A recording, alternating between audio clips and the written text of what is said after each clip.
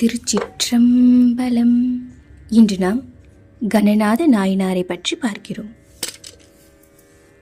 உலகம் முழுவதையும் ஈன்று காக்கின்ற உமாதேவியரிடம் ஞானப்பால் உண்டருளிய திருஞான சம்பந்தர் அவதரித்த சீர்கழிப்பதியில் மறையவர் குலத்தில் கணநாதர் என்ற ஒருவர் வாழ்ந்து வந்தார்.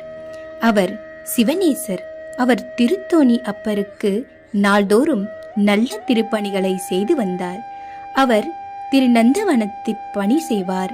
நறுமலர்களின் பூ பறித்து சுவாமிக்கு மாலை தொடுப்பார். திருமஞ்சன நீரை கொண்டு வருவார். திருவிளக்கு ஏற்றுவார். திருமுறைகளை வழுவார். அவற்றை நேசிப்பார். முதலின கைத்திரு தொண்டர்களுக்கு ஏதாவது குறை நேருமாயின் அதை அவ்வப்போது நீக்குவார். திருத்தொண்டுகளில் மக்களை ஈடுபடுத்தி அவர்களை திருத்தொண்டர்களாக்குவார். இல்லறத்தில் மனைவியோடு அன்பாக இருந்து கொண்டே திருத்தொண்டு புரிவதிலும் வல்லமை காப்பதிலும் அவர் சிறந்து விளங்கி வந்தார்.